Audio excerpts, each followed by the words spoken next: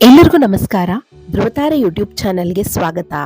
ಸ್ನೇಹಿತರೆ, ಇಂದಿನ ಸಿನಿಮಾ ರಂಗದಲ್ಲಿ ನಟಿಯಾಗಬೇಕು ಅಂತಂದ್ರೆ ಅವರು ತೆಳ್ಳಗೆ, ಬೆಳ್ಳಗೆ, ಮಾದಕ ಮೈಮಾಟವನ್ನ ಹೊಂದಿರಬೇಕು. ಹಾಗಿದ್ರೆ ಮಾತ್ರ ಅವರಿಗೆ ಸಿನಿಮಾದಲ್ಲಿ ಅವಕಾಶಗಳು ಅರಸಿ ಬರುತ್ತೆ.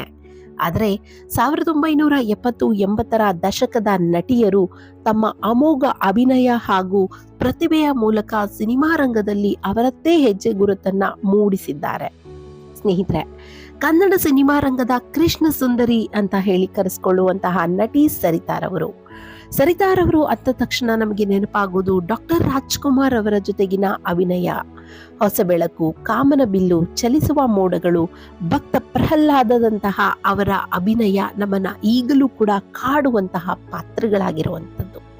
ಸ್ನೇಹಿತರೆ, ನಟಿ ಸರಿತಾರವರಿಗೆ ಸಂಬಂಧಪಟ್ಟಂತಹ ಅವರ ವೈಯಕ್ತಿಕ ಹಾಗೂ ವೃತ್ತಿ ಜೀವನದ ಬಗ್ಗೆ ಈ ಒಂದು ವಿಡಿಯೋದಲ್ಲಿ ಸಂಪೂರ್ಣವಾಗಿ ತಿಳಿಸ್ಕೊಡ್ತೇವೆ.